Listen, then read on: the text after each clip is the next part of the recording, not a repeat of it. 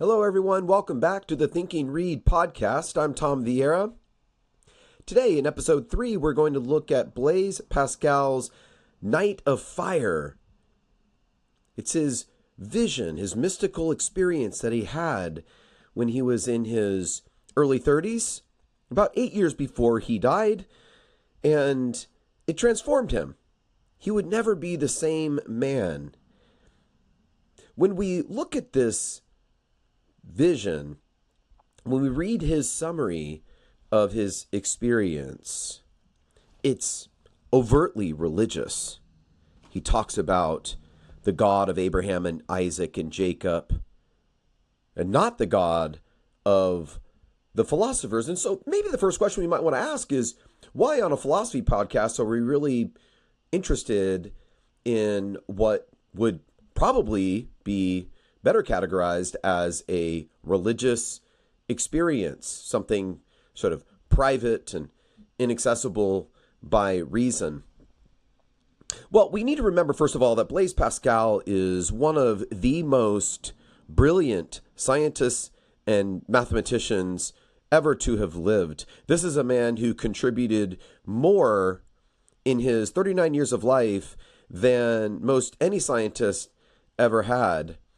This is a man who has devoted himself to a very careful and very cultivated use of reason. His book called the Pensées is a marvelous work in philosophy, and I would make the argument that the Night of Fire vision he has is actually quite relevant philosophically. Let me back up a little bit. So we need to remember from episode 2, I talked about Pascal in the context of the philosophers Montaigne and Descartes. And I want to think particularly about Descartes right now, because Descartes was part of this rationalist movement. He is probably the greatest of the modern rationalists and is kind of early on in the Enlightenment era. He argues that man is essentially rational. That's what characterizes us, and that the universe is essentially rational.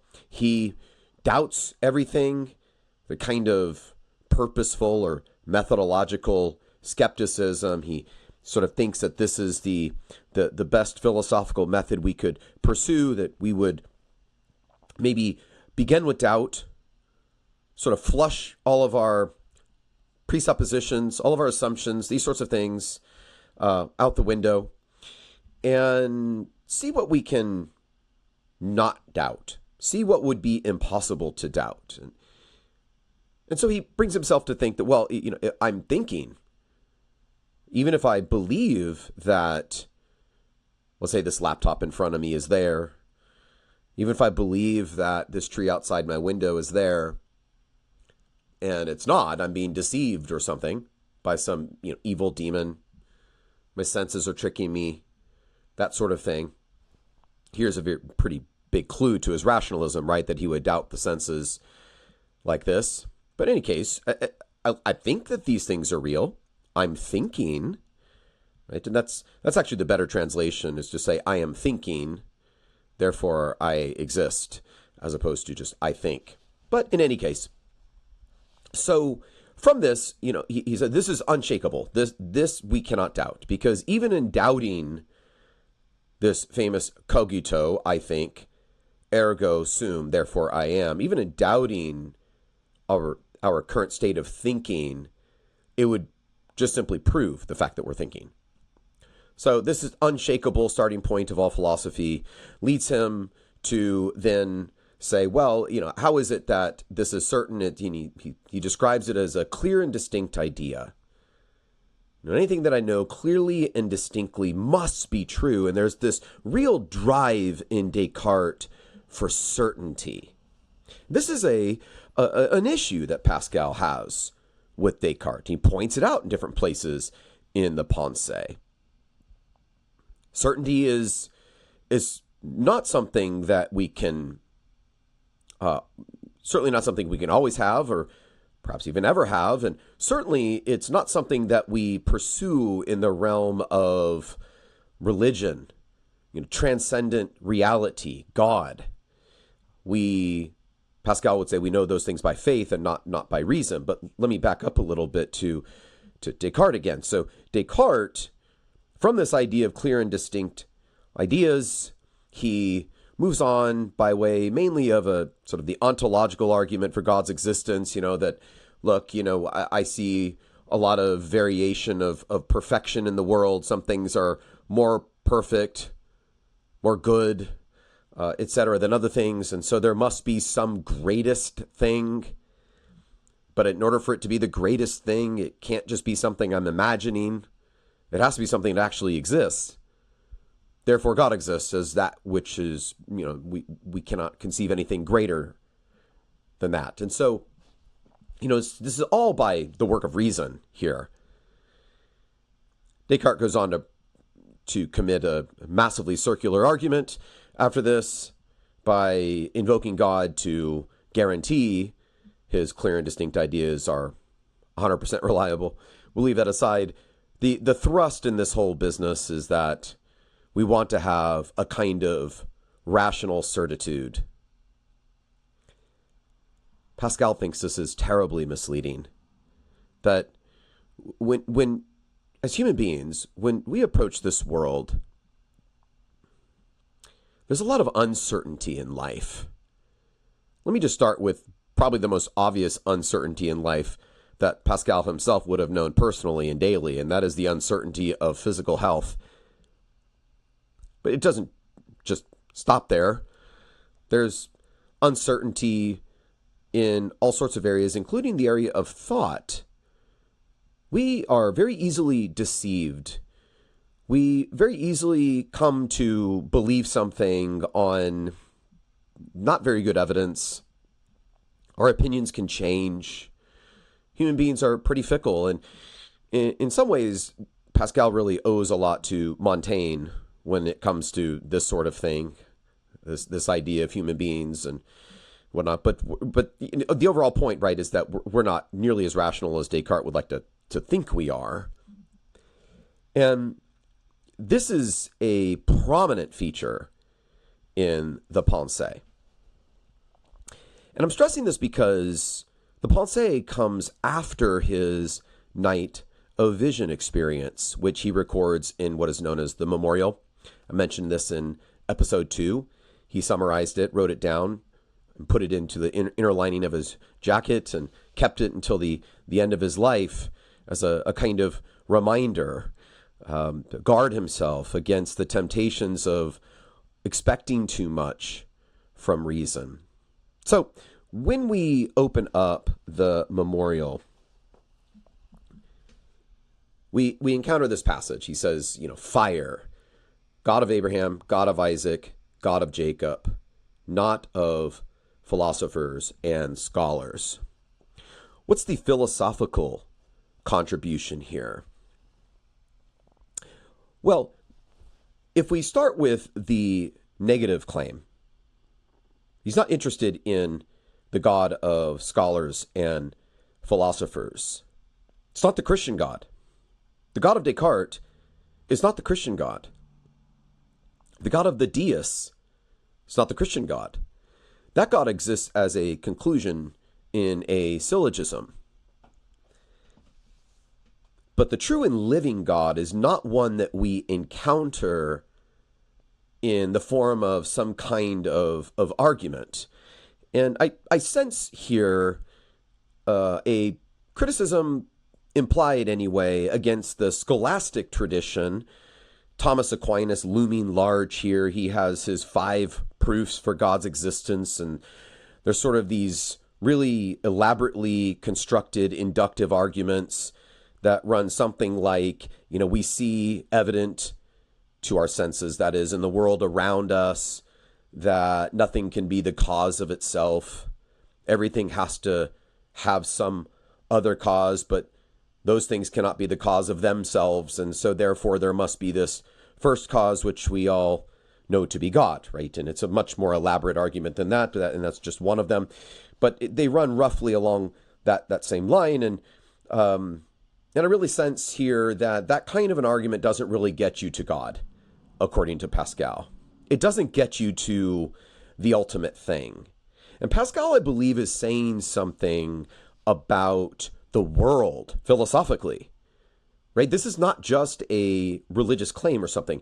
Pascal is saying here something about epistemology, something about the limits of reason, that reason is a limited power. Limited by what? Well, I suspect if we dig around and we look closely enough in the Pensées, I would make the argument that, according to Pascal, reason is limited by our experience of the world. He says that, the proper use of reason such that we come to a point where we realize that there is infinity afterward. There is eternity afterward. Right? So that point seems to be the limits of human experience. We can only empirically verify so much. We can only know so much. And there is a whole lot more that we cannot know, more by way of there's more by way of faith that we can know, but not by way of reason. And so his position here is where we can now understand when he says, the God of Abraham, God of Isaac, God of Jacob. How did those Old Testament patriarchs meet God or know God? They knew God by encounter, by a kind of personal experience. And I want to be careful here. I don't want to go too far with this, but I do think in some sense Pascal is anticipating something that Søren Kierkegaard, the 19th century Danish philosopher, the existentialist, the Christian existentialist, would pick up on. Kierkegaard wrote a book called Fear and Trembling. I would love to do a podcast series on that at some point. In that book, Abraham is the sort of central figure, and the scene that Kierkegaard is most interested in is when Abraham is he is commanded by God to take his firstborn son, his true son, born of Sarah, and that is Isaac, and to sacrifice him. And this is a bizarre, an absurd, we might even say, situation. Absurd in the sense that there's no rationally accounting for this. There's no rational explanation for this. In the chapter just prior to God commanding Abraham to go sacrifice Isaac, God had named Isaac as the one through whom God would give Abraham offspring. It says, through Isaac, I will bring offspring. The great promise that had been given to Abraham, right? And then the very next chapter, we have God commanding Abraham to sacrifice Isaac. So these things don't line up. There's no rational accounting for this. This is a really critical moment because here, Pascal would say, this is where Abraham meets God. It's not where reason brings him, but it's where faith brings him. It's by faith that Abraham knows God.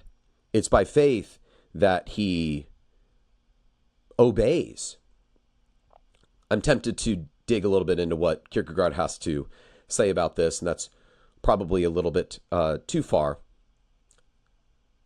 Insofar as Pascal is concerned, he would say, as he does in several places, we know God not by reason, but by the heart.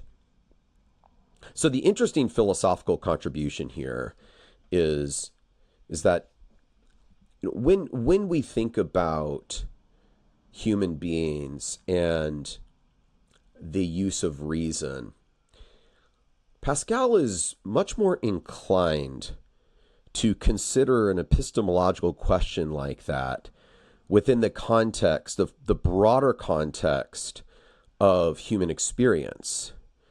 Whereas Pascal really just minimizes that. Descartes really just sort of minimizes that. We can really sort of remove all of that temporarily, the realm of human experience and so on, and we can sort of be, quote, purely rational, at least for a few minutes, as Descartes, attempted to do. He literally locked himself up in a room with there was a stove in there, and he sort of sat down and tried to think this out, right? What a picture, right? Sort of a temporary suspension of being human. Pascal doesn't think that's possible. He just doesn't think that's possible. And so it's a kind of conditioned epistemology for Pascal. It's conditioned by the realities, the ebb and flow, the flux of human experience that we have to take into account. And so an encounter with God is going to be an encounter with a being, with a person. And persons are, as I think we can all relate to, I think this is where Pascal probably has a very interesting advantage over Descartes, because if God is anything like the Christian God, the God of the Bible, let's say, then that God is a being. That God is personal. In Christian theological tradition, tri-personal, but personal. God is alive. Pascal would really stress that, would really emphasize that, the aliveness of God. And when you think about trying to relate to some other person, it's not really a matter of reason. Right? We don't really wrap our reason around another person. It's not that sort of thing, right? To know another person. We might know things about them, right? Like if you were to ask me questions about someone I know, if you were to ask questions to yourself about someone you know, you could say things that are true about that person. But that's a quite different matter than to say something about what it means to know that person. Pascal would say something similar here. That to know God is to know him in some sense experientially, intuitively, by the heart. It's not something that can be demonstrated. And we would do well as human beings to recognize our rational limits. We'll leave it there. And in the next episode, I'm going to pick up on the place of distractions and misery in human life. Pascal has a lot to say about this that I find truly fascinating. I hope you join me. Our question is to think or not to think. Thank you for being here with me. Until next time.